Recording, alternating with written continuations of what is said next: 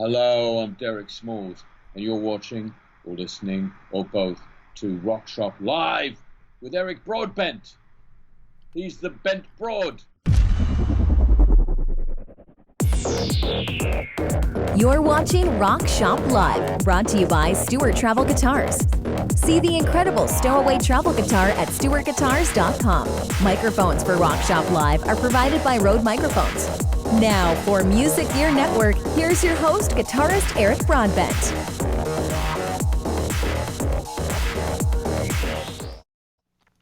Hey everyone, happy Friday to you all. Stay at home Friday and happy Good Friday to you all. Welcome to the Rock Shop. We are live. Joining us for the first time here on the channel, something we've been looking forward to doing for quite some time, the ever multi-talented Mr. Brent Fitz. Brent, how are you? Caffeinated. You? I'm doing very well as well too, and I'm really prepared tonight. I have two cups. One is Eric, I love it. One is a very cold, very, very cold coffee. So I don't like to waste coffee. As a Canadian, it's just in our blood. We don't get rid of coffee. Then I have some water ready to go. And then depending how the night goes, just in case, it might be a little shot. We'll see. Oh, impressive. So hydration is important because you drink coffee all day long. You do have to, combat it with a little bit of water. So I'm on this is cup number 3. So I had 2 this morning. It's like 6 o'clock here in Vegas. So, but you're on your evening coffee. So I know you're in for the long haul. I did have 2 today. The better half, maybe one first thing this morning. So that was nice to kick off the day. But I've been trying to, we have been trying to limit ourselves to 1 a day just to kind of make these things last. Like we're doing like the K cups, the Keurig, whatever.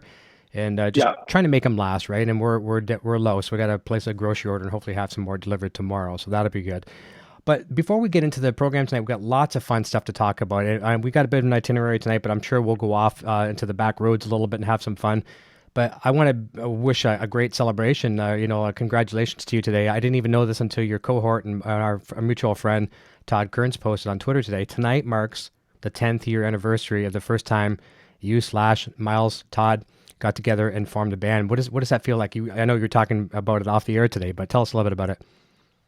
Well, I hadn't thought about it until, Todd did post something and I realized, it was a Roxy gig in Hollywood. And it was the first time the band actually made, an actual public appearance. But looking back, so it's been 10 years, that was a whirlwind week. It kind of started a couple of weeks prior where I had been, gotten a phone call from Slash and he was putting this new band together. And it kind of happened quickly. We first talked, we actually met in Vegas, talked a little bit, and then we jammed in Los Angeles together. And then it got really fast. And what happened was that whole weeks leading up to it was Slash's album was coming out that had a whole bunch of guest singers on it. So Andrew Stockdale, Chris Cornell, Ozzy, Fergie, Kid Rock, Myles Kennedy. And the first single that they released actually had Andrew Stockdale from the band Wolfmother on it. So as we were putting this band together, all the things that were being prepared for the band's going to do some talk shows, make a video, and Todd Kearns had just joined the band literally days before we played our first gig, which was technically on the Tonight Show, the Jay Leno Tonight Show. And then we played the Roxy. But if I recall correctly, the whole week was like rehearsals with Andrew Stockdale, because the first single it was his song with Slash. So we had him on Leno. Then we had 2 performances on James. What was the other? There was like 3 or 4 talk shows we played in 1 week. And I know George Lopez was also one of them, which we filmed 2 in 1 day. Then we shot a music video, and then we played this Roxy gig that I know Todd posted on. So when I think back, I can't even fathom how we did that, but that band got together and just hit the ground running. And so we had 2 singers. We had Andrew Stockdale first, on a couple of performances, and then Myles was already getting ready because we were, Myles was the singer in the band. So just crazy stuff, but it's cool to look back. It's been 10 years. That's absolutely crazy. And in that same post that Todd shared a couple of days ago as well, too, the first gig with Andrew, not to get into controversy or anything like that, but it was kind of a neat story where there was kind of the riff going on between Jay Leno and Conan, and I believe Slash was wearing a Conan pin or something on his hat. Was that true? And so they didn't want to show too many close-ups of Slash.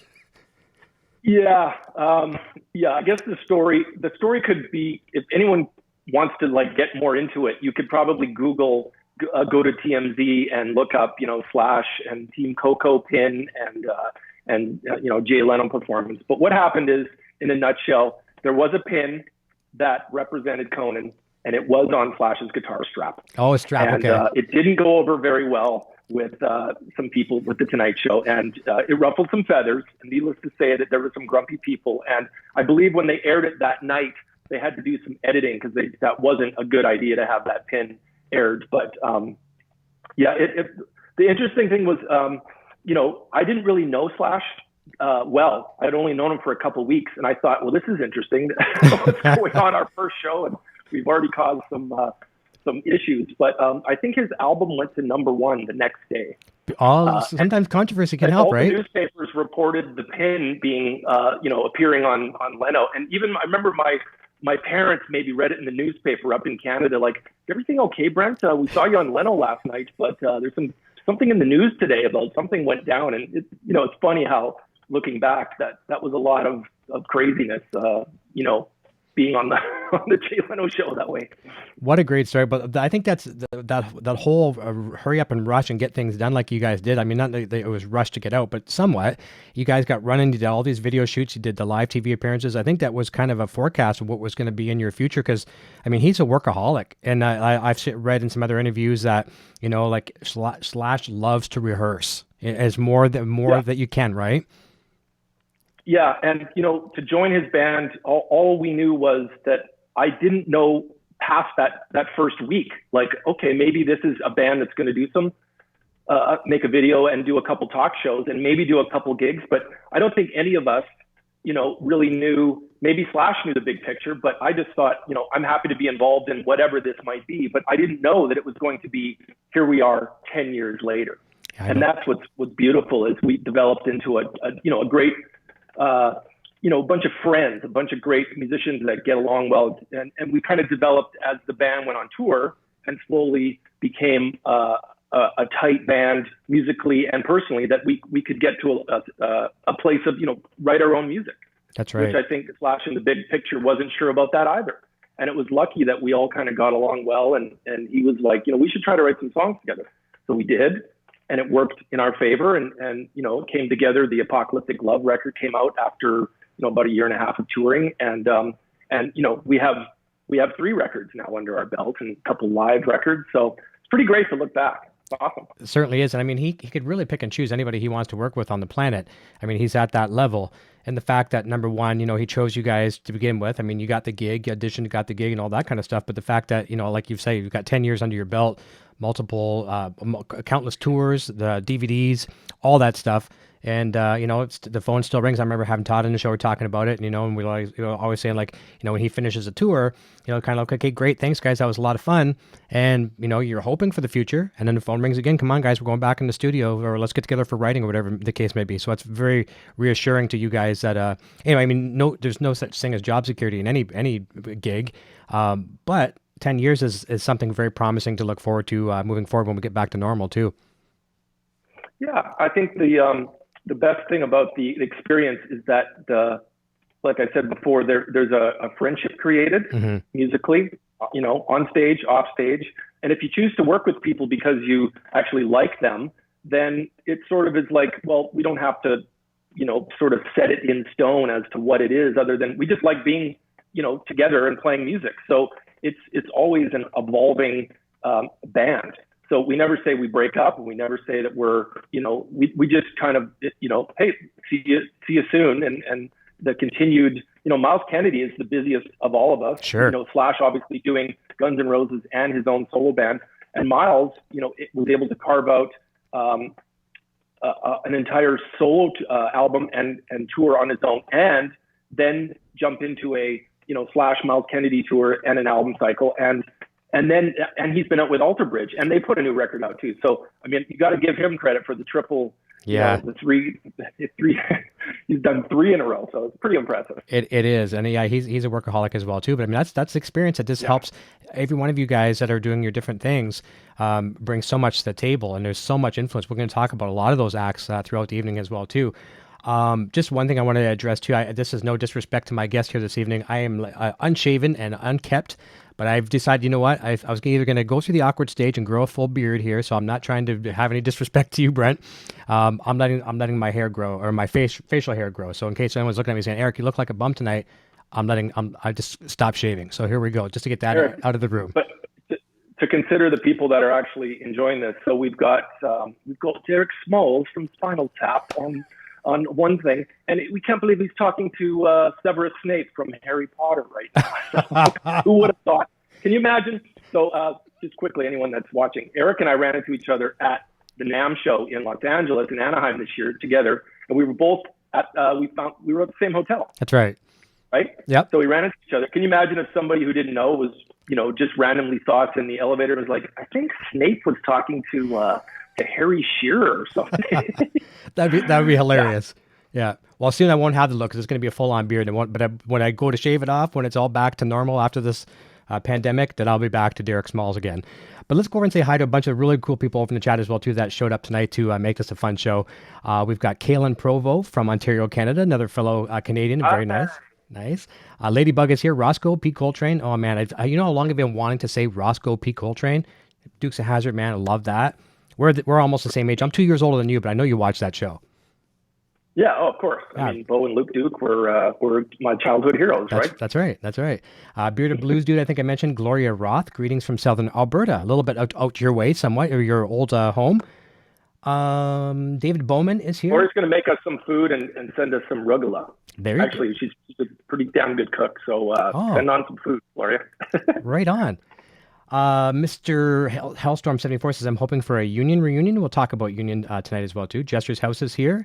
Mark Taylor, Ed B., my beautiful Butterfly and Ladybug show. She'll be sharing links all throughout the program. And she just texted me a picture. Oh, my God. I wish I could get this on the screen. Remember I told you how we met you in Chatham, Ontario, when you come through with Theory? She just literally popped a picture. Yeah. Man, you look so young there, too. I got to show you the picture after. It's hilarious. It's great. That was 2000. I'm thinking 6. Yeah, that's about right. It's 15 years ago. Yeah, that's 14 years. Yeah. I'm 50 years old. I just turned 50, so. That's wicked. And I think she says she's got, our son has your drumsticks signed. So very, very cool. They'd be Theory sticks probably, but very cool. Yeah. I'll send you that picture after. Don Shepard is here. Tuesday Robinson is here. Gary Davlin, good friend Sixteen Brian Cote from another Canadian here as well too. Can you continue on? And there was a question from Mr. Hellstorm. I'm going to go back to my chat or my text message. Hellstorm74 wants to know if Brent has any fond memories of Union or future plans with Union. Well, the fond memories of Union are the most important part of that band was the first band I had after leaving Canada. There was a lot of firsts after I left the country and, got to play basically on a much larger worldly scale, having the chance to play with, Bruce Kulick from the band Kiss and John Corabi from the band Motley Crue. So, because before that I had worked with a lot of great Canadian artists and great Canadian bands. And if I had mentioned some of those bands to people, say like in Los Angeles, it would be like, oh, where'd you come from? Well, I used to be in a band, Kenny Shields from Streetheart. They'd be like, never heard of him.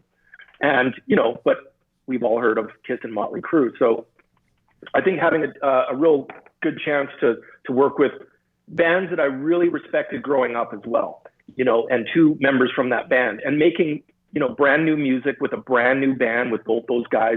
There was a lot of important things for me. I think maybe John and Bruce and of course, Jamie Hunting, our secret weapon in the band, who had also toured with like Eddie Money and David Lee Roth and had a lot of great gigs under his belt too. But for me, I was a little bit more of the unknown guy from Canada. Who is this guy? Where those guys had already had some pedigree and experience. So, my memories were like, I kind of started, I had to sort of prove myself to everybody. Well, who's this? Who's the new guy? And now that I reflect back, because it's been, 20 years since some of those records came out, I hope I have proudly carved out a little bit of a name for myself, having, built off Union. And we're still building off it because, I think those records and the music that you make, sometimes the appreciation of them, gets better with time because, I was young when I made those albums. I was, mid-20s and, now I'm 50. So it's nice to look back. And I think that we made some good rock and roll music. And I love that people still acknowledge music because it's timeless. you kind of make a piece of work and you don't know it, you kind of abandon it, you put it out to the rest of the world, and then you hope that, you're happy with it. That's what matters the most. And then if other people enjoy it, then, even better. But so I have that band union that I can proudly say is probably the thing that reflects the most back, most with like early recordings of things that I did that, I love hearing. And when someone says, I really like that band union. So that always makes me feel really good. And so to answer if we would do something in the future, the answer is the band never broke up. So if we didn't break up and we still like each other, I can't see how I can say, well, we would never record again. Never say never, but we've just been busy. Yeah. Everybody's had another gig, and Bruce and I have crossed paths the most, in more recent years. I played on all his solo records. Mm-hmm. And of course we've been really blessed to play in the last few years together in a band together with Todd Kearns, our friends from Canada, and Flash's band in a newer band that, kind of features all of Bruce's era from his Kiss catalog. So the apple has never really fallen, far from the Union tree. So yeah, great memories of that band and building new ones. For sure. Well, Bruce, we touched on it just very, very slightly when he was on the show. And first of all, I got to say, I know you know this firsthand, but what a down to earth dude. Like you just picture, the guys in Kiss. They're Kiss, right? One of the most iconic bands in the world. One of the very few bands where you may not know them to see them, but you know what they are, but you're going to see that makeup, and it could be in Japan, it could be in Germany, it could be anywhere, and you just know that's that famous guy. I don't know whatever it is, but they're known worldwide. Yeah, well, Bruce did not have to deal with a character in makeup exactly. per se. Yep. So when everyone sees Bruce Kulick, they're seeing his face, and he's always been just a, Bruce Kulick, a guitar player in Kiss without a persona. So, and I've probably gravitated on purpose to guys that are really down to earth and play in bands with those people. I got to be honest, I've also been in a band with Gene Simmons in the last couple of years. Right. I was in his solo band. And as much as you want to qualify Gene as a larger than life persona, he is. Yeah. But there's two sides to Gene. There's a really awesome down to earth guy that's just the same in the same personality that creates the demon in the makeup. Yeah. So I don't know. I guess you could qualify. There's lots of people that are actually, when you get to really know them, Flash is very down to earth too. He's one of the most easygoing, friendly guys I know. So, and I love working with those kind of people because it's easy to work with them because the personalities don't get in the way, and you're just there to we sort of like complement each other, I guess. And I'm from Winnipeg. I can't change. I'm from small town Canada. That's right. I hope I'm easy to get along with. Yeah, I think you would be for sure. And it's so funny too. You talked about it earlier, how coming into that band, and other bands, like you're just this young guy coming from Canada, and who are you? Got to prove yourself. You're the new guy. And a little phrase that you coined for yourself. I love the fact how you said this in an interview. You said you're the Canadian chameleon. And I think that you nailed it with that. You're just this guy, and we'll talk about Rudy Sarzo a little bit later on, because I know you played with him when you filled in the Guess Who there. But I find him to be a chameleon as well too. He'll work for the rest of his life because he just fits in like that. And the same as you get to a show and you're like, okay, that's a new drummer. I'm not sure who it is, but you don't even realize that until probably halfway through the show. You're like, these drums are great. Who is that guy? And then you just blend right in. And then the Canadian chameleon is a perfect phrase. Well, I think some of the being able to adapt I learned it in the basic form of my neighborhood growing up and playing music with kids around my neighborhood, and just that there was only so much I wanted to do by myself, practicing in your bedroom or listening to records. And I always wanted to have a band idea. And I think I learned it from, the bands I liked. I loved Kiss. And Kiss promoted other kids who loved Kiss, and we all wanted to get together. And, I don't know, even if it's like you dressed up as Kiss, and the guys in Kiss probably know and appreciate this, and how influential they really were above and beyond, yes, the music held its own, but just on a camaraderie and making people want to play music. And so, kids getting together, mimicking the songs, in your parents' basement. I don't know, we were lucky enough to have a basement I grew up in my parents' house. We would go to the basement. That's where you set up the guitars and the drums, and the parents had a pool table, and that's where all the fun was.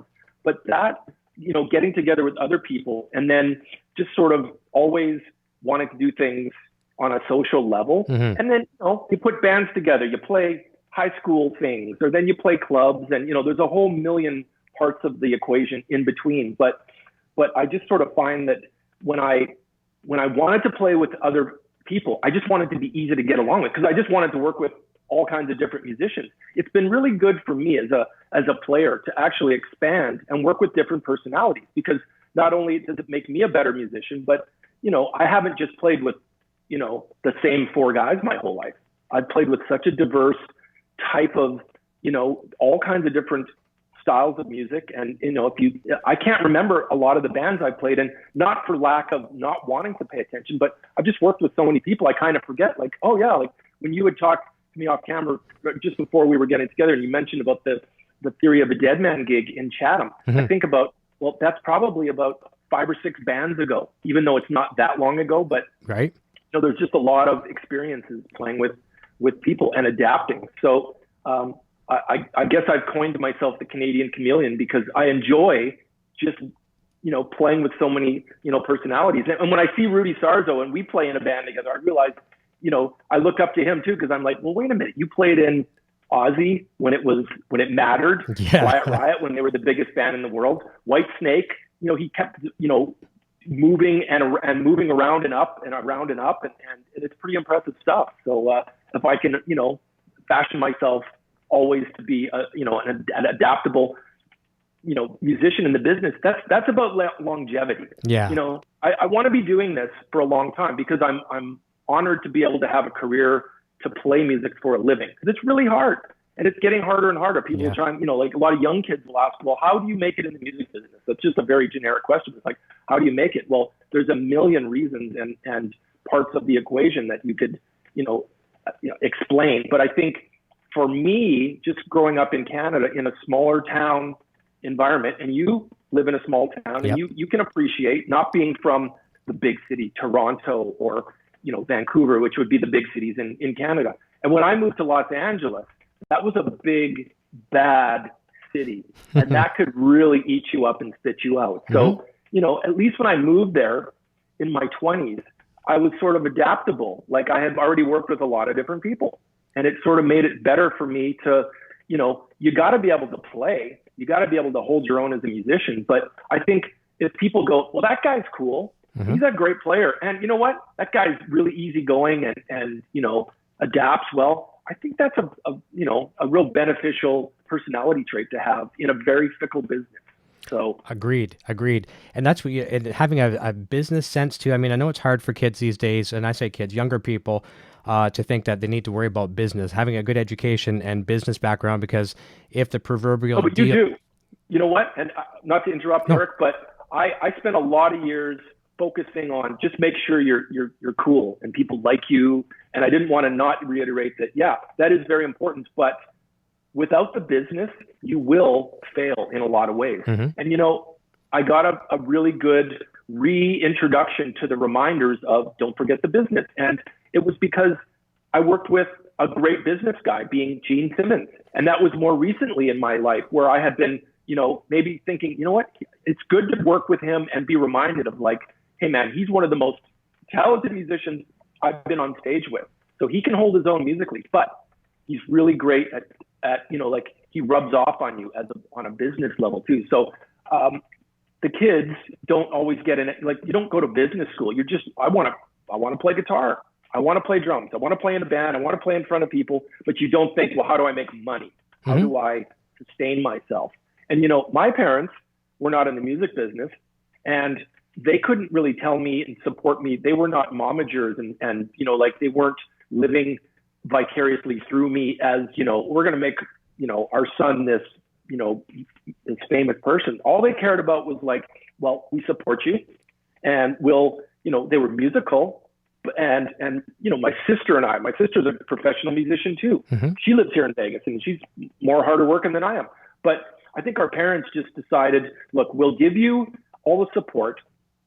We'll help you with, develop your abilities, piano lessons, and, oh, you want to take drum lessons? Well, yes, but they couldn't really tell us how to make a career. And all they expected was, well, how do you pay your bills playing drums? It was like it was an honest question. And I was always feeling like, well, I guess I have to spend some time proving them that I got to figure this out.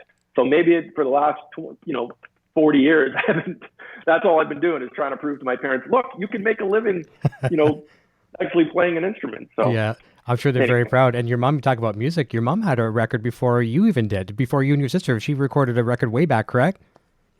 Well, you know how it is, your parents, if you grow up in church, and not that we were very religious, but yeah, we would go to church as kids, and my mom sang in the choir, my dad did too, and they released a record. And my sister and I, we were just home, we were back home at our childhood home. My parents have lived there since the 60s. And we were going through some old things, and I realized, you know what? Brenda, Mom beat us. She put out a record before we did. Look at this thing. This came out in the 70s. We were like, oh, our mom actually put out, an album before we did. So that's hilarious. Anyway. I remember at NAMM, you were telling me, because right after NAMM was done, you were going to be heading to your folks, and you were saying that's when we were going to try to time our interview. And then time just didn't work out, but and then obviously the pandemic hit. Now everyone's got time, so I mean here we are. But yeah, that's really cool. And she had a birthday back in February. Is that right? Yeah. Yeah, 77. I'm glad they're still on the planet. They're alive, and it's great because even though they, I just played Winnipeg on December 27th and 28th. Okay. My band, the Canadian band. We came up there and had a couple shows in Winnipeg, my hometown. And you know what? My parents still proudly come out to the shows. And there's nothing better than seeing my parents who are, my dad's 81, my mom's 77, still rocking in the audience at the shows. So, I'm blessed to have them, and they're still supportive, and they come to the shows, and all my friends who know them, love to say hi to them. And, that is a really cool, I'm just so glad that because it could go the other way where your parents are like, you're not playing music, and not supportive. And, there's a certain rebelliousness to being in a rock band too. And sometimes people are become great musicians and expressionists and because of suppression and being discouraged about music. So I just know personally that my parents were, they were skeptical, but supportive. So, I've found a way to be, it's not an angry business that I want to be in. I want to be in a, it's a struggle, but I always want it to be a good experience. And again, it's just a blessing to be able to play and to still be doing it now at, all these years. So I greatly envy you just for the parents alone, because both Sandra and I here are like we've lost all of our parents. I don't have in-laws, we don't have parents. And you think your parents are immortal. You really do. And, when the day comes and they're no longer there, definitely all the best wishes to your parents. And they sound like they've done great with both you and your sister, and, really encouraging. And it's I'm sure they're smiling from ear to ear watching you play every time. What's funny, Eric, is their friends, the people that we grew up with around my parents and all their kids. I remember when we were young, a lot of people would say to my folks, hey, when are your kids going to get real jobs? Oh.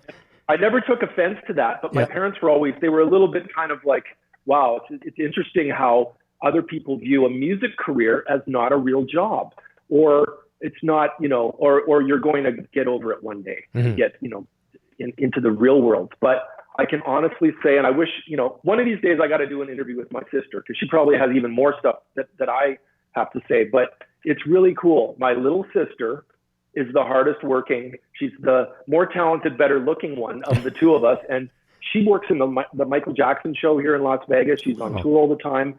And I can't believe, like, the two of us, here we are, she's 3 years younger than me, and I'm 50 years old. And we kind of laugh and go, well, I guess we proved our parents that, we could make a career in this business. And everyone around us that was kind of like, well, you guys aren't really going to like do that for the rest of your life, are you? But we are.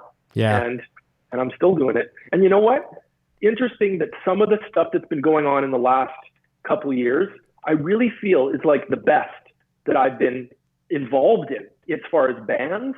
And, to get to play again with Bruce Kulick in a band, in the last couple of years, to go around the planet playing with Slash, and to have my current other band, which is basically a celebration of all the bands I grew up with from Canada, Toque, to have that band functioning, that's really cool, man, to have all these things going on. And I'm not really living in the past. I'm not reliving my 20s like that was the greatest time ever. The greatest time is now. And what's funny is here we are dealing with, some very worldly crises going on, but I'm still very optimistic about how we're going to get through this at the, the end of whatever we're dealing with right now, which hopefully will be a renewed, world where we all look out for each other a little bit more. And definitely the music business is a social environment, and playing music in front of people. You and I are sharing conversation here, staring at our computers, screens. And I actually don't mind it at all, because you know what?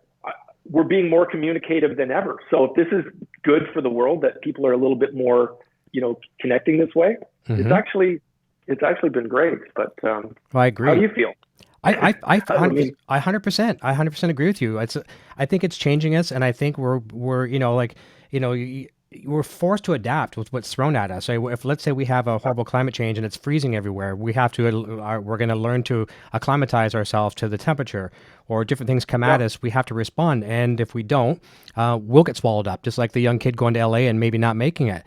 I think it's going to be better in the end for sure. I really do. I just don't know when that's going to be. But as you and I talked off the air today, the more that we do our due diligence and stay in, then the sooner that we're going to get out. But you can't rush. You can't rush that. We have to wait. But there's a lot of time to practice. Yeah. Everybody that's home should be like spending some time. You have no excuse. We're forced to be in an environment where you can actually better yourself. You've got the internet, you've got YouTube, you've got your instruments are right here. You're not distracted by a million things. That's right. Right. So it's a good time to be creative so I'm looking forward to a lot of good things musically out of people, for me personally. Yeah, I agree. Myself included. Yeah. It's funny you talked about how we're connecting now via computer, and of course that was a common thing before, but now it's pretty much we have to. If you want to talk to family and friends, that's the only way we can do it. I just got a text message saying that we're going to be doing our Easter via Zoom as well, just we're going to be talking online to our family and kids and grandkids and stuff like that. But I shared a post on Twitter today. I retweeted it. I follow a profile, Digital Trends. They talk about all tech gadgets and stuff like that. And they're saying like Logitech webcams and all the good webcams, like good luck getting them now. They're sold out everywhere. We won't have any for months, because everybody's rushing out to get webcams and stuff like that to get better video for their family. And so it's crazy and cool. But here's, by the way, too, if your sister ever wants to come on, the two of you, I think your fans would love it. I'll just shut up. I'll put the camera not on me, and you guys talk back and forth. And I think your fan base would love that. So mention to your sister. Invitation's open. I will. Yeah. Janet Harris asked, so we're back when we're talking about union, and that's probably when the question came in, but she asked, Janet Harris says, ask Brent if you're interested in writing and recording your own music.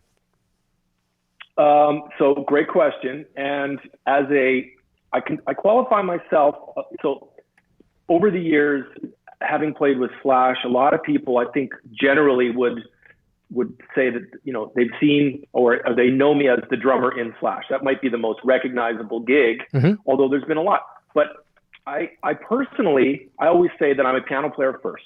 And if you know me well as a musician, then I've always been, the root of my existence as a musician started on piano. And, I've spent more time in front of a piano working on and figuring out all my favorite songs as a kid. And then, when I sit around and I play my own music, I don't have a piano like right in front of me now, but that's my go-to instrument. Okay. Drums are a very, because it's rhythm and you're usually playing with others when you play drums, but you can play piano by yourself. And I've spent so many hours, doing piano stuff and guitar as well. But a lot of people ask, well, when are you going to do your own thing? What's holding you back?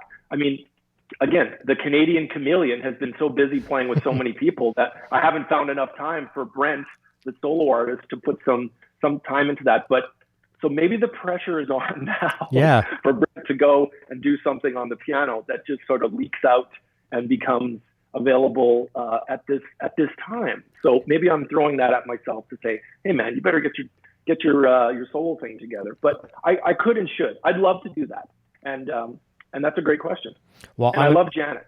I've known Janet a long time. We've been good friends, and she knows me, like a lot of people do. Is she knows all my different bands I've been in, and she sort of knows all my layers of my different musical things. And so that's a pressure question. So okay. I appreciate that, Janet. So she's probably right. She's like, where's your solo stuff? Yeah.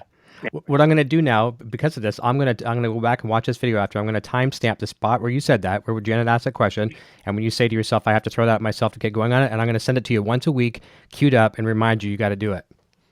Fair enough. All right, there you go. I appreciate the pressure.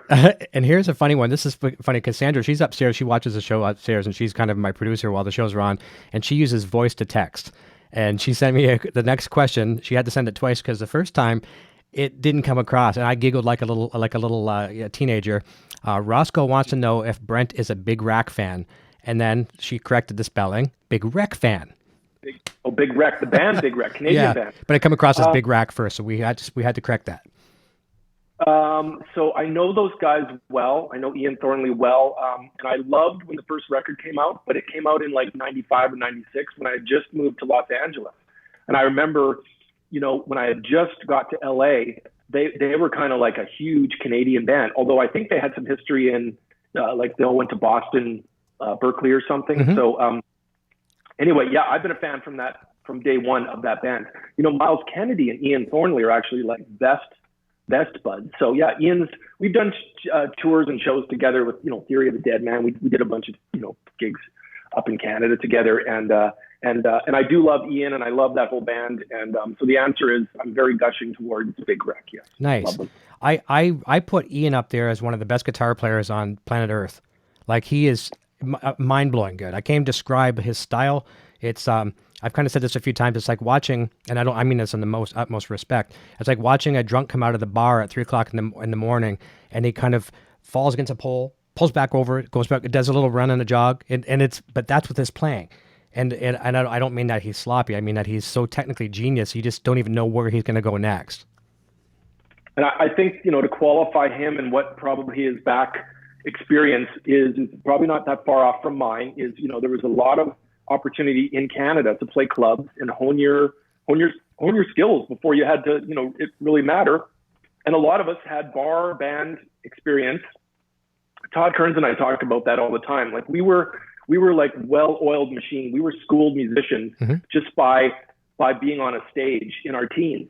So, by the time we were 18, we had so much time, in front of people, playing all the wrong notes and yep. getting all of our, stage moves and getting all that badness out of your system and figuring it out and figuring out how to perform instead of practicing. And I know Ian is that guy. Yeah. He's that, that bar band mentality. And there's a lot of, I think he's from Toronto. Mm-hmm. I don't know if it's Toronto proper or just outside, but a lot of my, Toronto musician friends, Jason Hook yep. from the band Five Finger Death Punch. We've been in a million bands together on and off over the years. Vince Neil, Niles Cooper, the Bull Boys, and Phil X from Bon Jovi and yep. Nova and whatnot. So these are all guys I'm very close with, but we all came from the same trenches. Was that, get to play in bars and not just bars, but, like a younger experience where you weren't like 30 years old and then you play your first gig in front of people. Right. No, exactly. So I think Ian was already a great guitar player before he was a great singer. And, and I said Myles Kennedy and, mm-hmm. and Ian are really good friends. Myles is that guy too.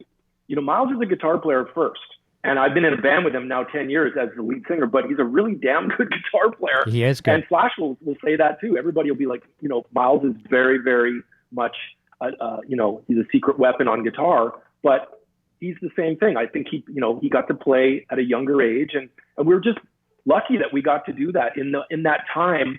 And it's probably not available anymore. Mm-hmm. For some younger kids that where are the clubs? I live in Vegas here, and there's not really a place where you get to have, or maybe there's one place, but in Winnipeg there was like 10 bars. We would just rotate around, and then we would go to the outer, provincial cities, go 2-hour drive, 4-hour drive. And then when I graduated high school, it was like we were going across Canada. Yep. So I was out to Vancouver, Victoria, out to Toronto at 18 years old. And that's pretty monumental stuff before you actually like make your own music and actually carve out a career on an international level. So anyway, I think, I could have this conversation with, if you had Ian on, he'd probably, give you the same explanation. That's probably where we all came from. Yeah, well, I agree with that. I have to give a nod to him as well too, because he was very influential in this whole Derek Smalls thing.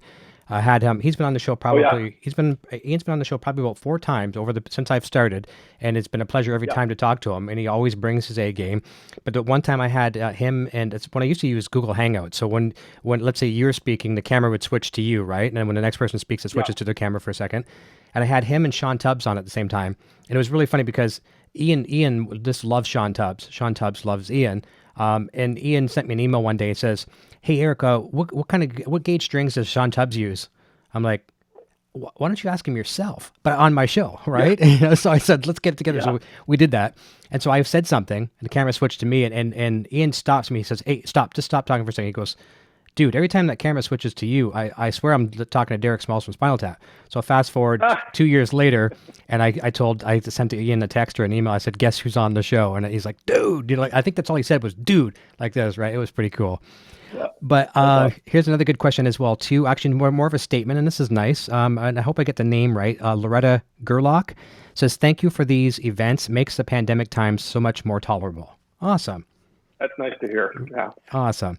And more questions being funneled to me as well too through Sandra. Thank you, Sandra.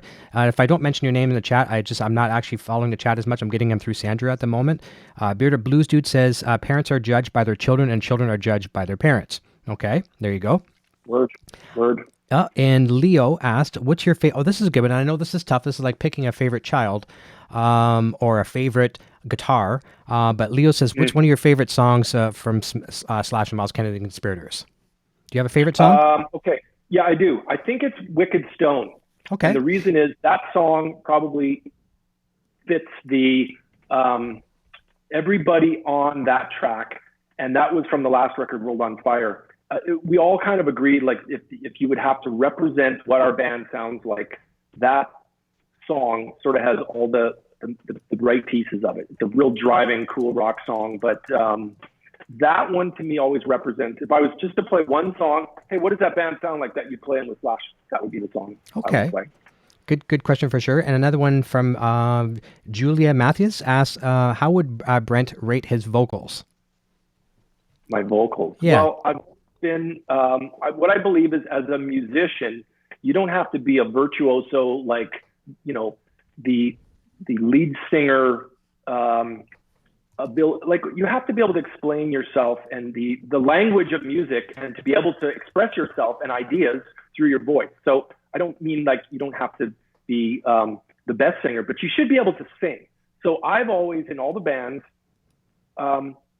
used, like, I'll be a good background singer, because I've always, if I'm the drummer, other than Don Henley, Phil Collins, I mean, there's some great singing drummers, but when the drummer is the focal point at the back of the stage, it's always a little distracting to me. Yeah. Don Henley and Phil Collins get a pass because they're some of the greatest ever.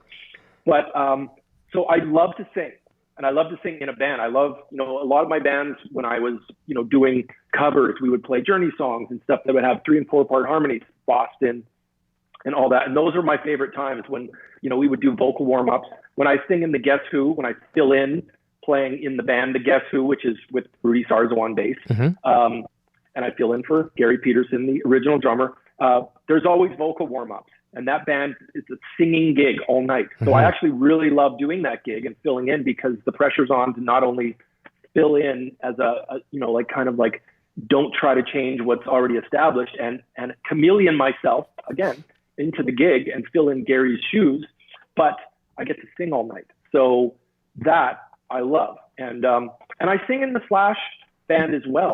But, there's a lot, I mean, when you've got two unbelievable great voices, you got Myles Kennedy and Todd singing at the same time, they got most of it covered. Yeah. So the rest of us sort of fill in the blanks. But I like singing because it's sort of like that, tap your head, rub your thumb, like, getting to play an instrument and sing is not always the easiest thing, and it's challenging. So I like, I like the challenge too. That's good. I haven't sang since I retired, and I retired in 2012, and I miss it because I was the backup singer all the time. But what's retired, Eric? What do you mean retired? You don't retire. You're saying you don't tour like playing clubs anymore? Or what do Yeah, you mean? I retired from the stage. We'll say that. Well, I took a temporary hiatus from the stage.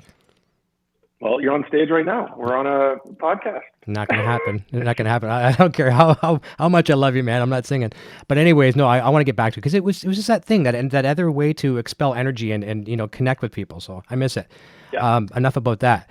No, I may get this name wrong again. Walkira is asking, kind of, it's hard to determine what they're saying. So Sandra kind of paraphrased it and says, Walkira's asking, is there a particular song or an artist that you love to play a song with a particular artist, or is there an artist that you haven't had a chance to work with, maybe a bucket list, and you just love one day to grace that stage?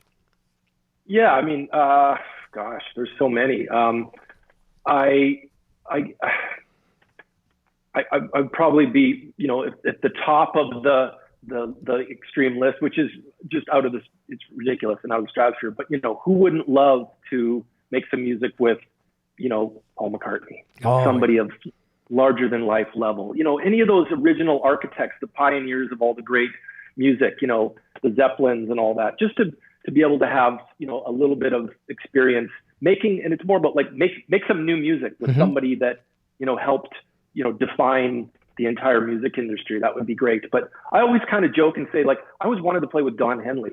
I brought him up earlier, but I've always loved Don Henley. He's a huge influence on me. But I always wanted to be, as an influential drummer that he is, and a songwriter and a singer, I thought it'd be kind of cool to be able to be in his band as his drummer as well. That'd be awesome. So, but I mean, Lenny Kravitz is rad. I love everything about Kravitz. I think that'd be a cool, guy to write some songs with. And I mean, yeah, I think I'm pretty busy now with a lot of people that I am currently, making music with. So I do forget that, I've actually blessed, like I said, to already work with such a diverse, catalog of people. But yeah, I'm still waiting to work with, I don't know what the next gig is, but that's right. Well, I mean, all these people that you play with right now, those were bucket list moments for you at one time growing up. I mean, like Gene Simmons, of course, like, I mean, we talked about Kiss earlier. Everyone thinks those guys are larger than life. We stirred at the records for, 2 hours, front to back, and just larger than life. And here you are, respected by him and playing with him. And you were on his show when he did the Family Jewels too. Yeah. Before I played with Slash, I was, Bruce Kulick and I, again, always working together on different musical things. And he had put out his solo record BK3 early 2010, and we did a gig in Hollywood that and Todd Kearns actually plays a big part of that story. And Todd was the singer in that band before either of us were actually playing with Slash. But Gene had asked Bruce if they wanted to do an episode in the studio, because Bruce had Nick Simmons, Gene's son, sing on one of the tracks, which is a really cool track. And so we ended up, there was film crew, they filmed it, Gene was there, and a whole bunch of stuff in the studio, and me recording the song. So that was a kind of a cool experience. And then we did a gig where Nick came up with Bruce and Todd and our friend Adam on bass, who, so anyway, that band, Adam plays in, I'm drawing a blank right now. He's a great bass player too, but, cause I wanted to give, him a shout out. Anyway, so, but Gene filmed that as well. So we did a studio episode, then we did like a gig in Hollywood that got filmed. So luckily, ironically, yes, we did 2 episodes of Gene Simmons' Family Jewels. And lo and behold, several years later, I end up, playing in a band with Gene. I don't even know if he remembers that. You might not even remember that I played on his show. That's crazy. I did read some of that story on your Wikipedia page as well too. So that's very cool that you brought it up. But also, like, when we were talking about bucket list people, like, I grew up loving Aerosmith too. And when I had been playing with Slash up to about 2016, and we had just finished the World on Fire tour, and then Guns N' Roses was going to reunite, and they were going to do a whole, obviously a massive get back together and world tour, and the Coachella dates, and the whole thing. I got a random call from Brad Whitford from Aerosmith, who at the same time was calling me with Derek St. Holmes, from Ted Nugent fame. Yeah. And both those guys were doing some tour dates as Whitford St. Holmes on a break from Aerosmith. And I had toured with opening for Aerosmith in 2014. So like basically a year before that with Slash. But, you know, obviously anyone in Aerosmith was on my bucket list of getting to, you know, to work with. And then, so, you know, on my break from Slash, I get a random call from Brad asking if I wanted to, you know, go out on tour with him and Derek. So that was like another happy accident of, you know, you can't plan these things. Like, No. I didn't know I was going to play in Gene's band. I didn't know I was going to play with Brad. You know, I played with Ronnie Montrose right before I played with Slash. And actually I did some gigs with him, and then Slash had called me right after we did those 2 episodes of The Family Jewels with Bruce. And I think we were kind of looking at Todd, Bruce, and I doing a band after we did that gig in Hollywood. And it was kind of like the next day I got the call from Slash, and then kind of the momentum switched over to, okay, I guess I'm going to go, you know, see what's going to happen with this thing with Slash. Nothing is ever planned. Yeah. Eric, it's crazy how, you know, for the average person, and that's maybe why the people that my parents grew up with, their friends are like, when are you going to get a real job? Because you can't really plan your life as a musician in some ways when you choose this lifestyle. There's a little bit of you just don't know where it's going to go. Agreed in that 100%. You know? Here's a fact too. I got to thank you for this too. This is a little Slash tidbit. I learned this. Whenever I'm having guests on, I like to surround myself. Like I've been in Brent Fitz world for the past week, interviews and just, you know, cramming as much stuff into my mind as I can. And it was an interview you did, and you were talking about Slash, and this has a lot in common with our previous show guest from last week when Orianthi was on the show. Slash and her are both obsessed with dinosaurs, and to the point where you were saying in the one interview that Slash was actually teaching the museum staff a few things. Yeah, well, isn't it funny how, you know, we're all fans of, you know, like I'm obviously a music fan, and I'm also a fan of, you know, like I'm fanboy to people I was influenced by. So I love Kiss. So I'm a Kiss crazy fanatic, even though I've been, you know, lucky enough to be in the band with members of that band. But you still you're still not a fan. You're always a fan of things you're influenced by. So, and childhood things. Like I grew up, I'm a failed hockey player, but I loved, as a Canadian, I loved hockey. Me too. You know, I lived in hockey cards and collecting and just being, you know, going to hockey games as a kid. And my parents were always, you know, leaning me a little towards the music thing. And I played sports, but so I had, you know, a hockey obsession. I had, you know, I grew up in the 70s, you know, Star Wars was a massive influence on me, as, you know, those were big movies when you're 7 years old, and all the toys and all that, you know, it was just so much going on. And, you know, so I don't think you ever lose those childhood, you know, things. So I'm not speaking for Slash, but clearly he loved dinosaurs as a kid. Yeah, I think so. Getting to know him, I realized that, you know, he might not have been the Star Wars fan that I was, but he loved dinosaurs. So he's just as crazy about dinosaurs as I am about Star Wars and collecting Kiss stuff. And so it's cool to like share our nerdiness when we tour together. And I see where, you know, the average person that knows you as a musician, but then they find, oh, that guy loves Star Wars. And Slash is just, you know, and he's really, what it is what I enjoy about, you know, seeing other people and their commitment to really, you know, having another thing. It's an obsession, you know, but it's a good thing. Like, it's healthy. It was really cool. We went to the Terrell Museum, which is in northern Alberta, where there's tons of dinosaur bones, you know, over years and years and years. And what was cool is I could see the excitement of it. We all went there together. I could see how excited Slash was, because not only was he going to, you know, get to go to be around some dinosaur stuff, but a lot of the people that were there, these paleontologists, were really thrilled to meet him, because they were actually going to get a little bit of a schooling of dinosaurs. So, you know, I guess the trick is, if you do want to ask, you know, you can ask Slash all the questions you want about guitars, and he'll happily answer them. But I think he's just as well versed in in Dinosaurs as well. That's very cool, and I can totally imagine he must have been, and just in his absolute glory for the fact that, as you say, you could talk about guitars, you could say, "Oh, I love you as a guitar player," but they start talking back and forth in their own lingo, and they're probably lost. They're probably just lost. You're probably like, Slash, we got to get on the bus, man. No, he's great. Like, he really, he's an animal person too. Yeah. He's very involved in like the LA Zoo, and the cool thing about traveling the planet in a band together is sometimes things that aren't, the be on stage for a couple hours.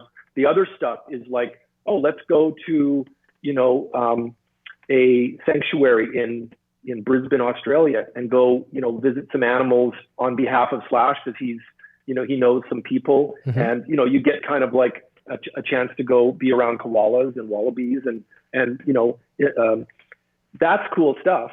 And to see, and then I always am impressed because Slash is so worldly and knowledgeable about animals and snakes, and he's had a lot of exotic animals, and so that's cool too. We all have our, Myles has nerdy stuff he loves, and he likes architecture. When we go to South America, he's really into a lot of the designers and whatnot, and so we all sort of feed off each other. It's like, oh, Myles likes to do this, and Brent likes to do this. Todd and I are always comic superhero stuff, and Slash and Todd together when we're on tour, they're very much in sync with a lot of the film industry and movies and stuff, and they can name a lot of great movies, and they know everything about it, all the details, where I'm just like oblivious. But if you want to talk about something related to Star Wars, I'm your guy. There you go. Well, it doesn't sound like there's ever going to be a shortage for conversation between you guys. I mean, that's great as well, too, because it can get monotonous out there, especially when you tour as much as you do. But that's awesome. Here's some more good questions as well, too, coming in from some viewers. Let me see. Richard Rhea says, thanks for having Brent on. He's one of the nicest guys in the business. I agree. Nicest and busiest, too. Tuesday Robinson asked Brent, what is your first concert that you attended? That's a great question.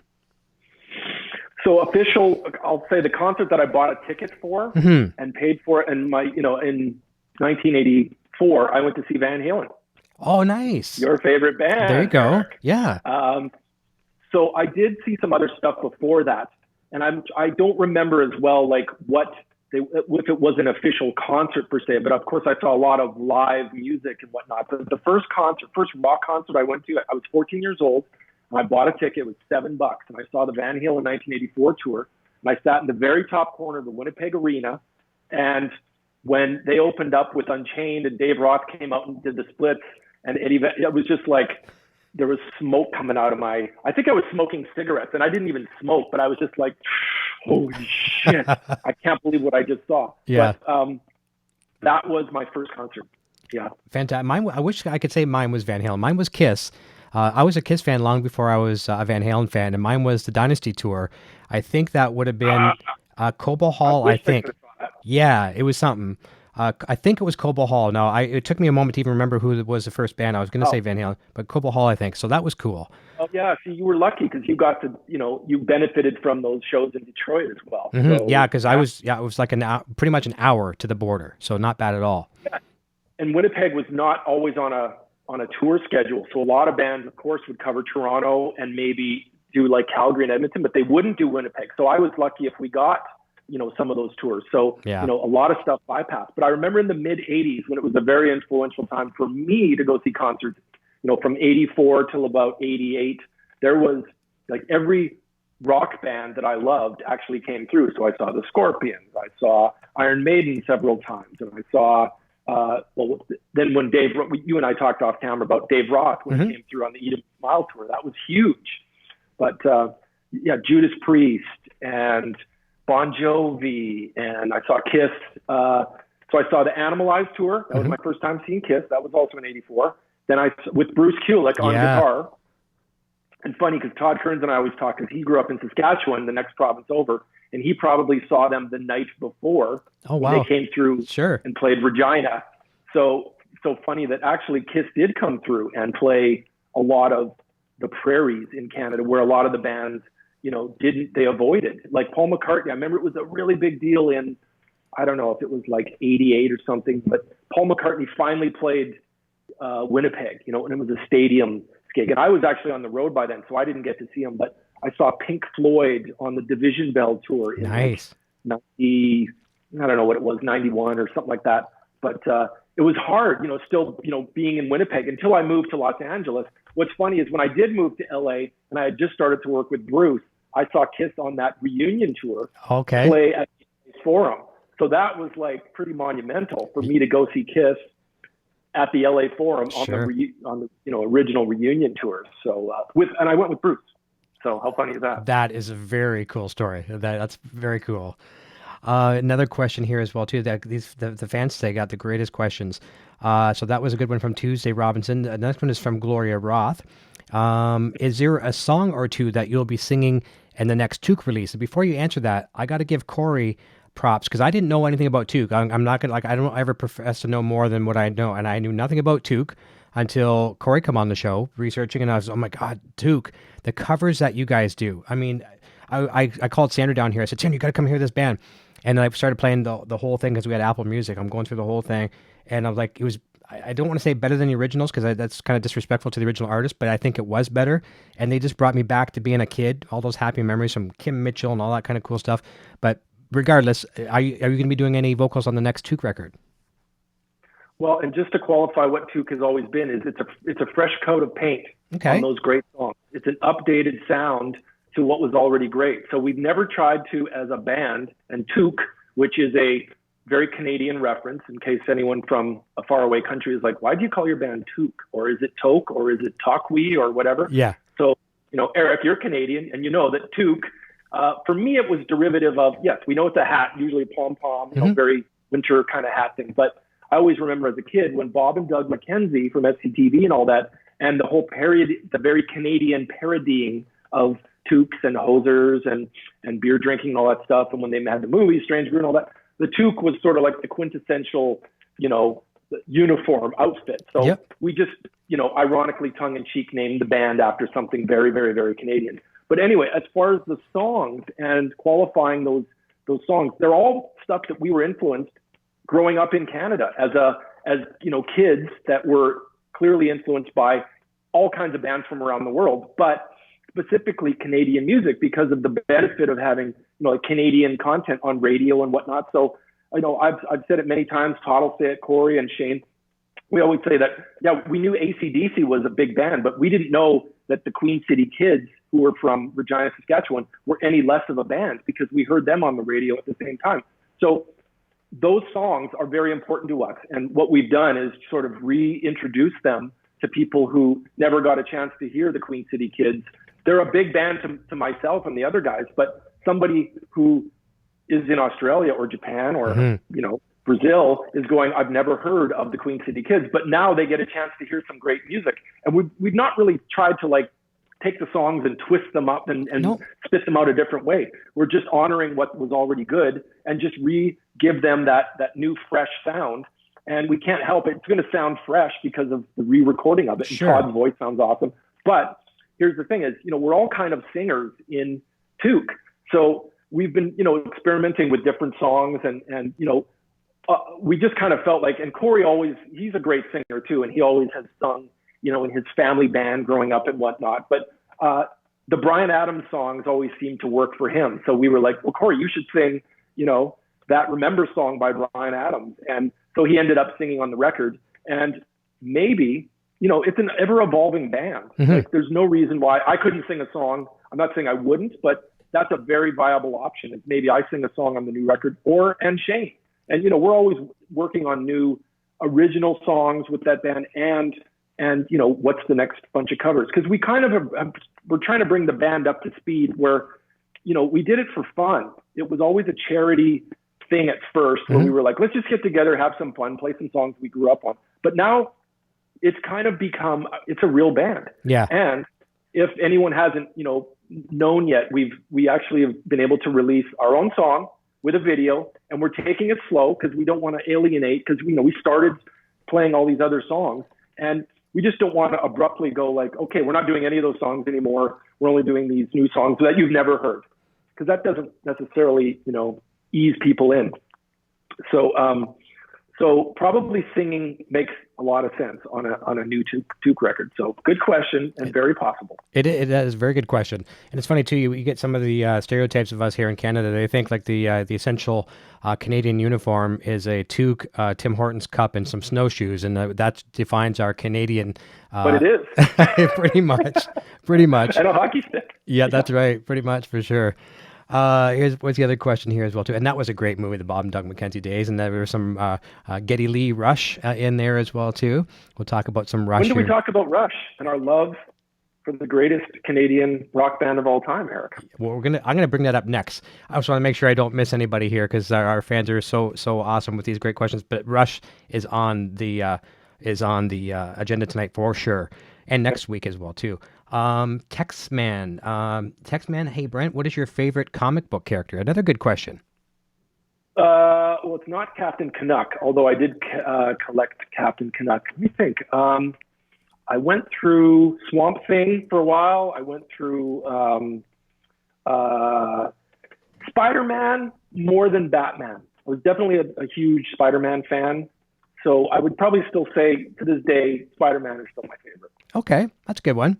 I'm more of a Batman guy. And Iron Man. I like Iron Man more so movie-wise than I did comics, but he's still a comic character.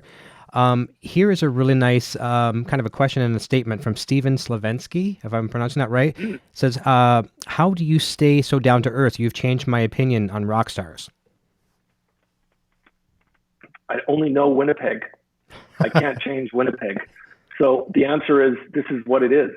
Small town, prairie, Winnipeg, born, and it doesn't matter where you end up. Paul McCartney's from Liverpool, England, and from what I've not met him, but everyone says, yeah, he's a pretty down to earth guy. He's from a smaller, gritty little English town. Mm-hmm. So I'll just say that I don't know anything else. And I hope that stays that way because I don't want to change. This is all I know. So, and everyone around me, I play with a lot of easygoing people like we talked about before. Mm-hmm. And it certainly helps to, continue to play with, I'm always attracted to down to earth people. So I keep my circle, grounded and it seems to be working.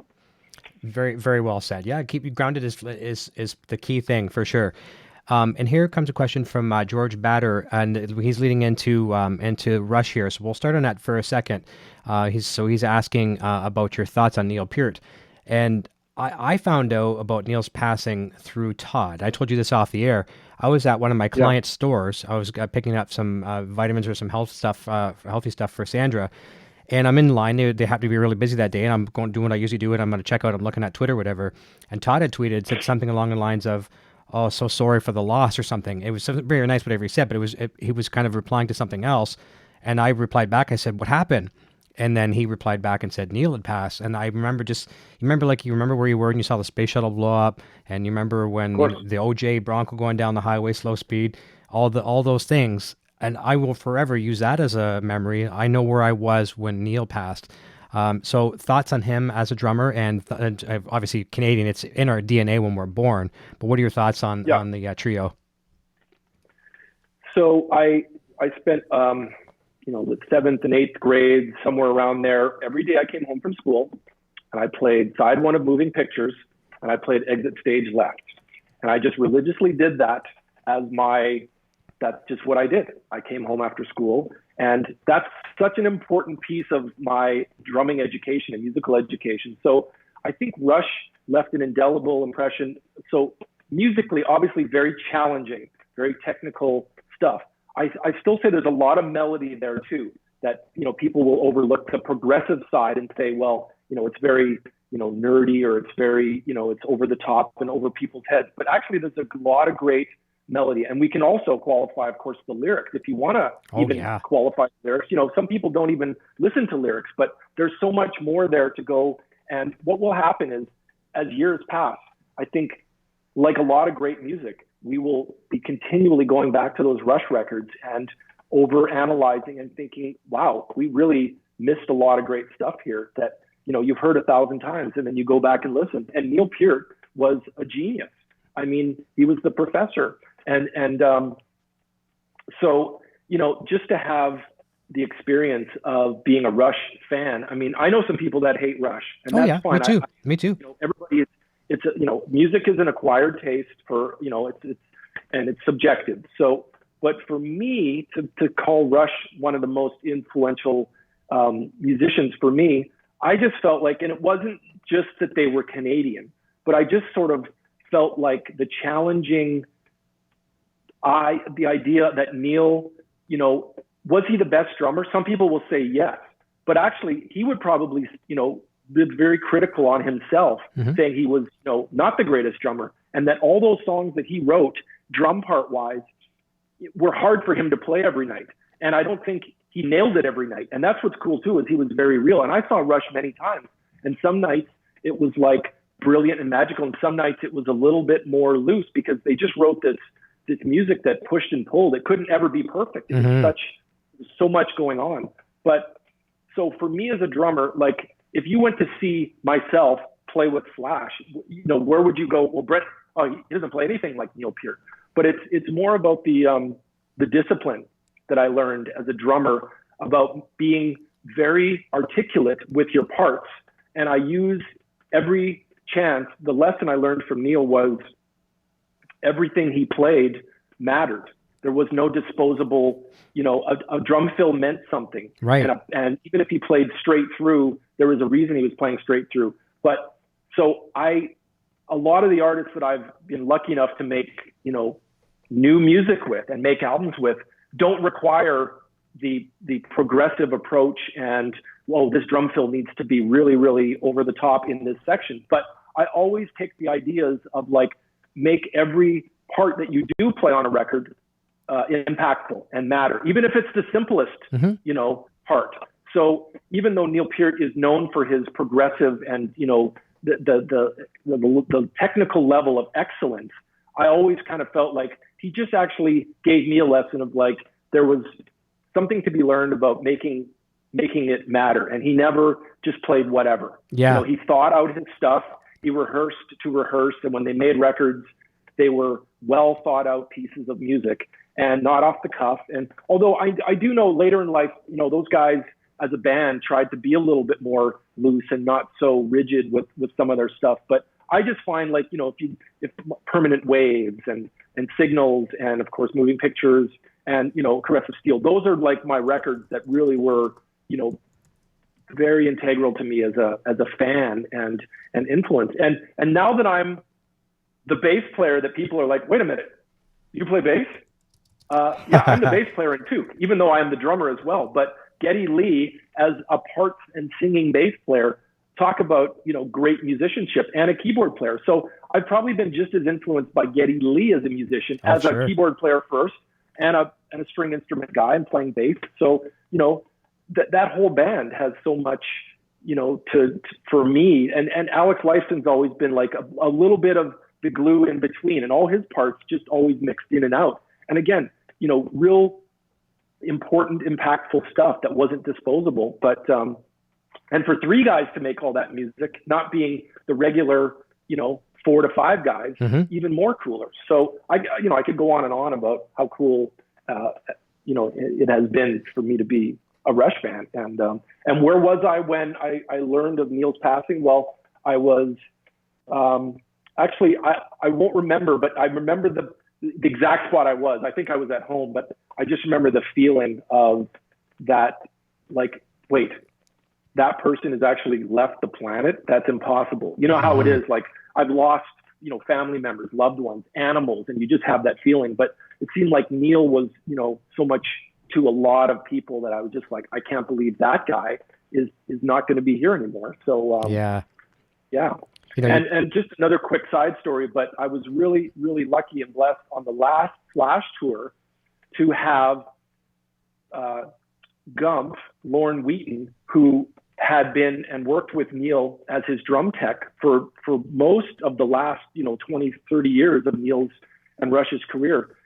Lorne and I were working together on tour with Flash. Lorne was working with me, and I was so blessed and lucky to have, Lorne on tour together. And we were, kindred spirits as Canadians. We loved hockey. We watched a lot of hockey together. And I never was like, peppering him with tons of I was respectful, but, I was always excited to, maybe, once in a while a conversation came up about Rush. But I did know a little bit ahead of time, Gump was very protective of his dear friend, but there was, some reference to like, he wasn't as well as people knew. And Gump had reference to me that he was a little ill. So I knew something was up. He was sick. And that was really hard to even fathom before. So when I got the news, it was like, okay, this is the news that Gump was referring to, and it was terrible. But yeah, it was weird at NAMM this year, hey, Eric, because the DW booth had like a tribute to him and a little glass of Macallan there up next to his poster, and that gave a tear to my eye. I was like, oh, this is heavy. It was. I don't want to necessarily compare Rush to Star Wars, but I think I can safely do it in this instance because there's fandoms, and the Rush fandom is crazy big.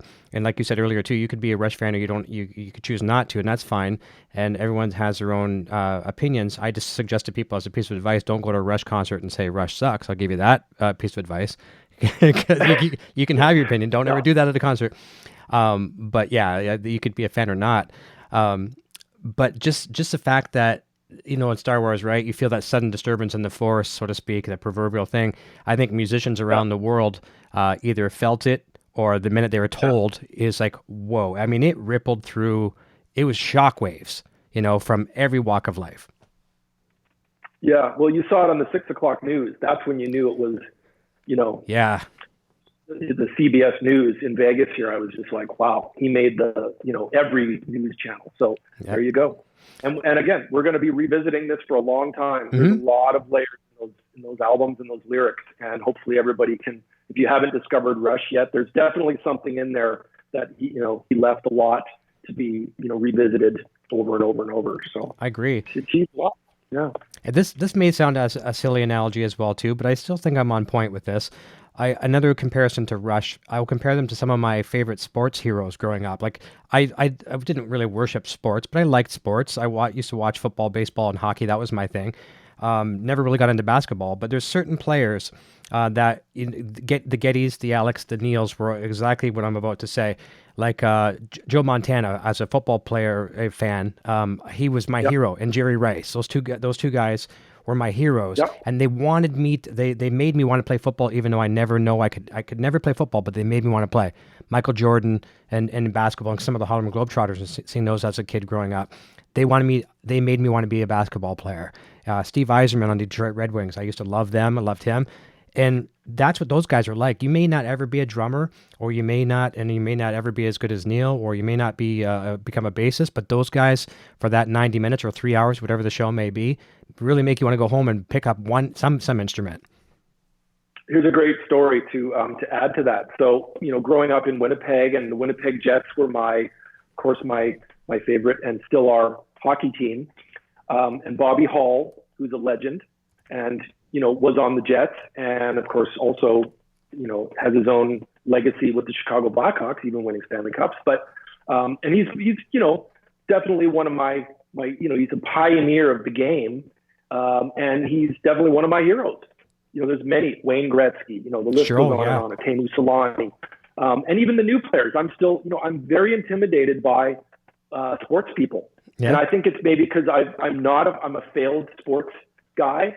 And so I know the discipline of playing an instrument and being dedicated it's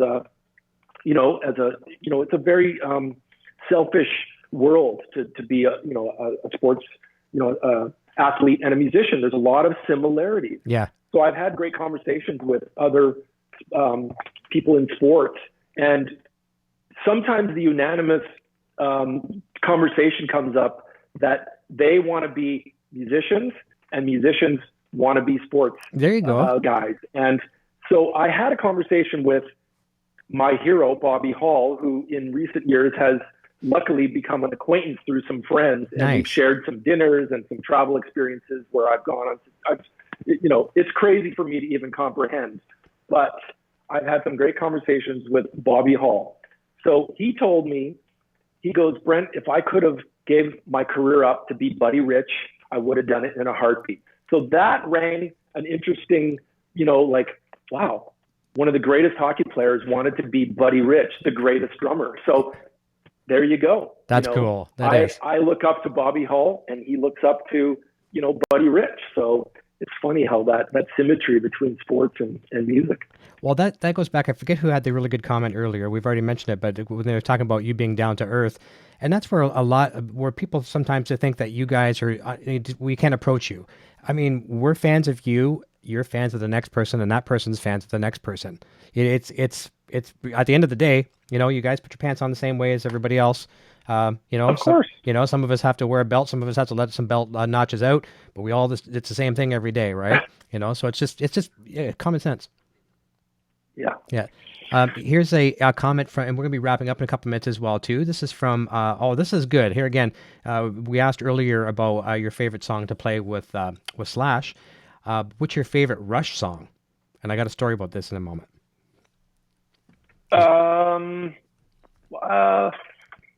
Thinking about it quickly, I love YYZ. Nice.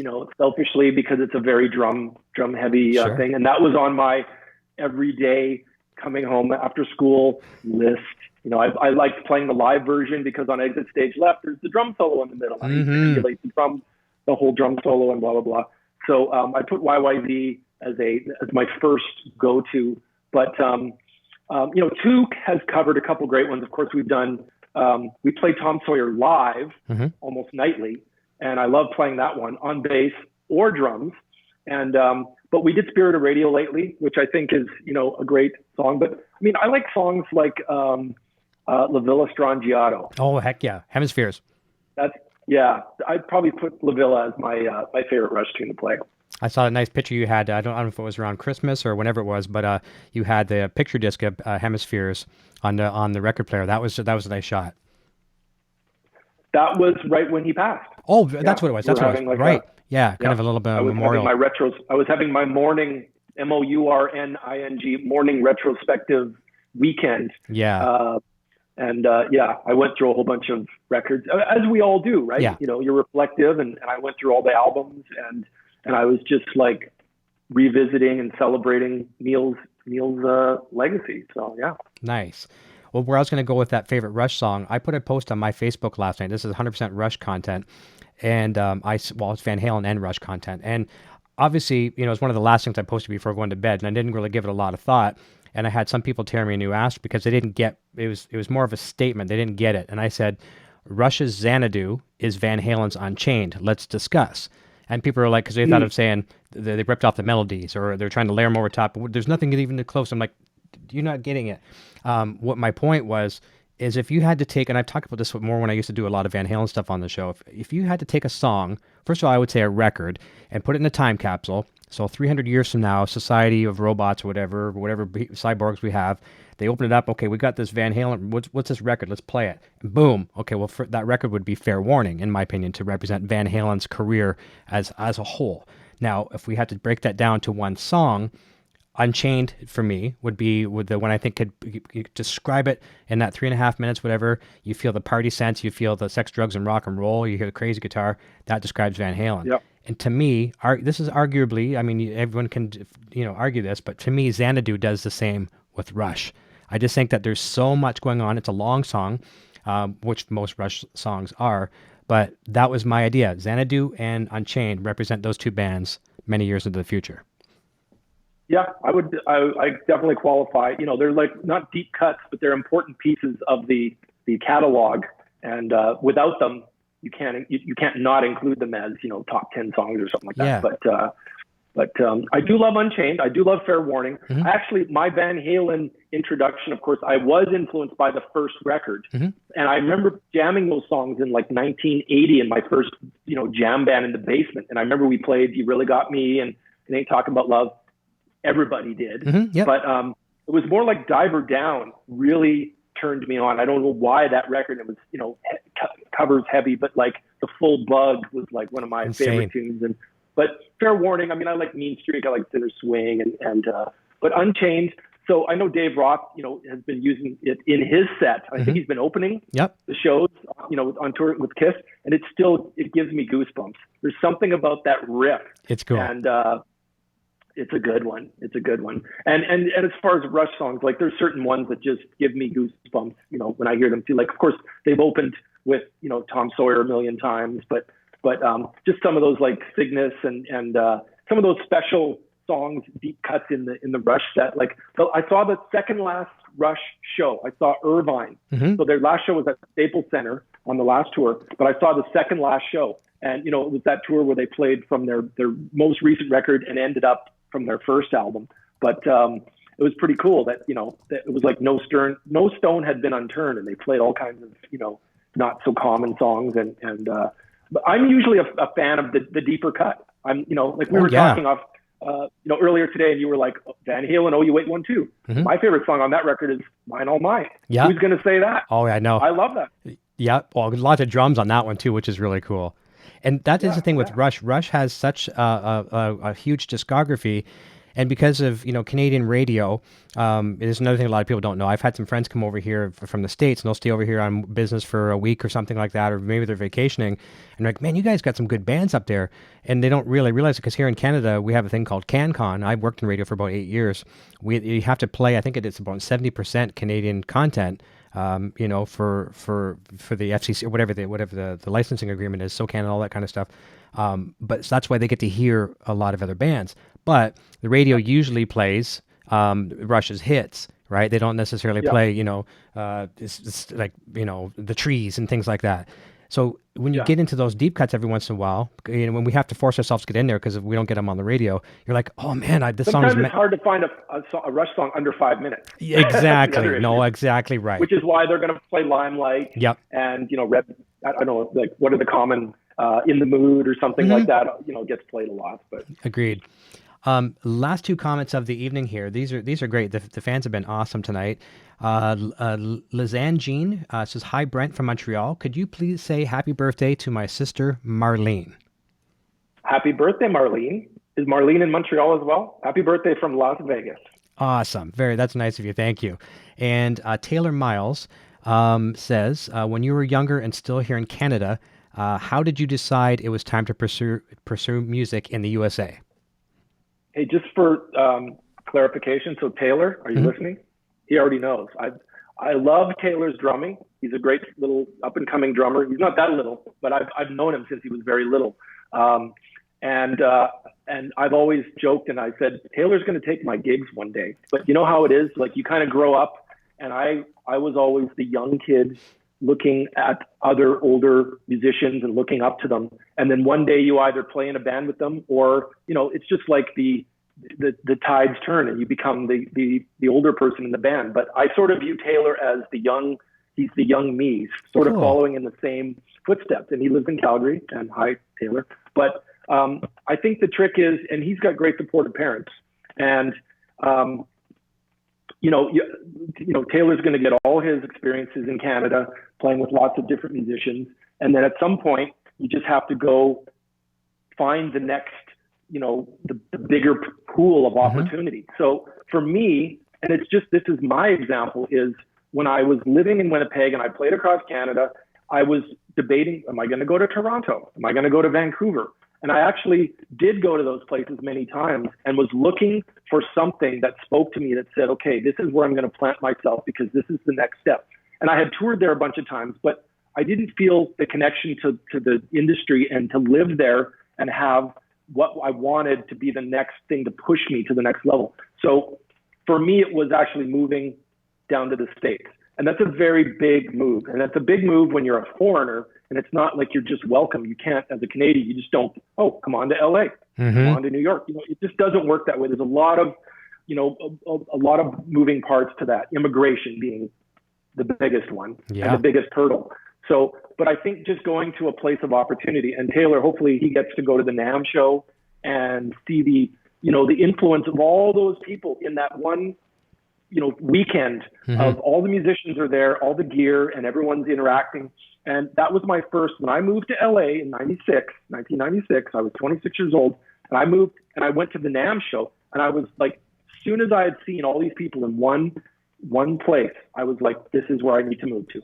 And it was because of the opportunity to be amongst all those influential people at the NAMM show. So I kind of qualify NAMM as a big part of my chance to, be exposed to that. And there's a little bit more to the story. Was a friend of mine who I was in a band with in Canada in one of my, early, late 80s after high school cover bands was actually from California. His name's Scott Gaines. If it wasn't for me running into Scott Gaines in California at the NAMM show and him saying to me, "Oh my God, I can't believe you're in LA right now." If it wasn't for him being nice enough to say, "Hey, you should sleep on my couch and hang out for a little while," I can't even fathom what would have happened had I not run into him. But going to the NAMM show, running into a familiar face and having a chance to crash on someone's couch in LA for a while and get, into the new, being in a big bad city like LA. Those are the important pieces of my little puzzle that got me to the next level. And you know what? I came home once during that time with my tail between my legs because I didn't know how I was going to make money. Mm-hmm. And I didn't know how I was going to survive down there. And I had sort of made introductions with people. And before I was playing with Bruce Kulick and John Corabi in Union, I was actually working with a girl named Lamia who had been on tour with Duran Duran. She was working on a solo thing. She was working with Nile Rodgers, who's one of my favorite musicians. And she was carving out this solo career thing. And I was sort of in place with her because my friend Scott Gaines, who I just mentioned, was working with her. And so he kind of threw me into this opportunity right away. So when I got to LA, I wasn't just standing around, "Hey, I'm the new guy in town. Look at me. I had a couple people look out for me and say, "Hey, Brent, here's a chance for you to play with some cool people." And that was, again, you got to know people. So, you have to have the balls to go to the next place and get that opportunity to be into a bigger environment of opportunity. But I also had some people looking out for me. So it's kind of you got to have the balls, and then you got to have some people that are looking out for you at the same time. I agree on that. And it shows also, too, that not only was it a big chance for you to take, but there are some musicians. I know a particular musician. I won't say exactly how I know him because it'll give away who he is. I don't want to say that, but he's a very accomplished musician. I mean, he's the best around, but in the small town. Right, the small community of, let's say, maybe 75,000 people in our full surrounding communities would never venture out to the Torontos, would probably never venture to LA, because I think it was, he knew that he was going to be the small fish now in a huge pond as opposed to the big fish in the little pond. So I think that shows a lot for people that, I love being in my small town Canada, whatever, but the world is my oyster. I want to I want to be better. I want to be bigger. I want to conquer it all. So more power to you and to everyone who does. Well, and remember this, and just to add a little bit more, and just a side thing. So Todd Kearns and I playing in Flash all these years together as two guys from the same part of Canada, small town. We weren't big city kids. He's from Lanigan. I'm from Winnipeg. Yep. He moved to Vancouver in the 90s with I think late 80s actually, with his band Age of Electric. And they carved out a really fantastic career in Canada, put out their own music, had videos, winning awards and all this. But if it wasn't for years later, when I ran into Todd, ironically, I did see him in LA. I was living in LA around 96, and I saw he had played a gig in Hollywood, and I went to see Todd because we had actually known each other, not been in bands together, but we knew each other in Canada. And I went to see his band Age of Electric play in Hollywood, and I hadn't seen him again for a little while until I ran into him, ironically, in Vegas. Oh, wow. Was it 10 years later? I don't know, but it was a long time later. So if it wasn't for Todd being in Vegas and being in the States, I don't know that I could have. And, because when Slash was looking for a bass player at the time, and I had just joined Slash's band, the first person and the only person I thought of that would be the perfect guy for the band was Todd. Yeah. He was the only guy I thought Todd would be the perfect guy to fit into this band. And he's in Vegas. And we live in the same city. So if it wasn't for, if Todd was in Vancouver, I might have been hesitant about, Todd's in Vancouver, he's way up there. So bonus that Todd moved down to the States at the same time. So again, the story is the same as mine. We got out of our safe place up in the prairies and then moving to the big cities in Canada and then ending up in the States. So, there's the lesson. I know Taylor's listening and That's awesome. a lot of other people, but the really only option is you got to move. Yeah, I agree. Agreed. No, it's great advice. And the last comment here, this comes from my Sandra here, Butterfly and Ladybug Show in the chat. She says, sorry, we couldn't get to all the questions tonight. Perhaps we can have Brent back again for more. And of course, she says, question mark. So we'll have to get you back again, and then maybe the next time, if you want, put a little bug in your sister's ear and say, hey, you want to talk about our childhood growing up? And I think some of your fans will get a different perspective. But even if she doesn't want to, I'll extend an invitation to you down the road, and hopefully we'll be back to normal sometime soon, whether it's then or if we're still at home. I'll reach out, have you back, because I know fans love to see you on the show. I thought it was a wonderful chat with you tonight. I'm really, really happy to sit down with you. Much appreciated. I mean, not only have we known each other for a long time, but just to qualify this important time to actually get to know each other, because we are, it's just a very, we're all dealing with the same different rules of, what's going on in the world. So I would love to, again, have my sister on, just because, we have a similar story. But the weird thing is, she's not touring and I'm not touring, and we're both like, she stopped by my house today and we're like, man, we're probably going to have to start hanging out a bit more. So yeah, you might be able to get us on the show quicker, sooner than later. All right. But I love that you mentioned off camera too. You said you had Billy Sheehan on the show, and I love that you said he's actually shown around his house, and I would fanboy out seeing somebody. So maybe I need to get my cell phone out and nerd out, because I have a bunch of like collectible stuff in my studio. I have like all my Star Wars and Kiss stuff. Yeah. I don't know. I'm an open book. Maybe I need to, like, next time, instead of sitting here static, maybe we need to go around the house and look at who knows stuff. Who knows? I'll send you some dates, and you guys pick that works for both of you. And I mean, because you don't have to be in the same location. And I literally, after I got I know you are. I actually texted Billy today immediately after getting off the call with you. I said, "You're never going to guess who's on the show tonight." An old friend, and I said, you had great things to say about him, of course, and he's just the coolest guy. I mean, he really is. Yeah. No, I love Billy, and like I told you, I had met him, several times in LA and gone to see his bands. Well, of course, when he was in Daily Roth and Mr. Big many times. I love Mr. Big and still love Mr. Big, But when he used to go and play in these small little places in LA at the Baked Potato, those were great times, just to go and be like 2 feet from Billy Sheehan playing at the Baked Potato in his band Niacin. And I told you, he invited me over to his house, and we nerded out with a bunch of other drummers, Dennis Chambers, and Eric Singer, and we all sat around and nerded out. Like, that's cool stuff. I know, that's what I told him. I said he shared a story about Eric Singer and you being over there at that place. So that's pretty cool. I put my phone on airplane mode before I went on the show here, so he may have already texted back. I don't know. I'll look after the show, but that's pretty cool. Well, listen, I'm going to say goodbye to you off for a coffee with him in Nashville. Yeah. I'm going to say goodbye to you off the air, so don't go away. And I will reach out and to whether you want to come back on by yourself another time, or you and your sister, you're both more than welcome. And we'll let you pick from some dates, and we'll go from there. But I had a great time with you. And what I always try to do with this show, especially with my Friday shows, I've always been an opening act in my whole life, pretty much, even for puppet shows. But that's a Spinal Tap reference. But I like to warm up the weekend for people, and I couldn't think of a better guest to have come on the show here and just really warm up everyone's weekend and their spirits, and we can always use that. I guess, just kind of wish everyone to be safe out there, and it's been a real pleasure to bring some of your stories to our viewers.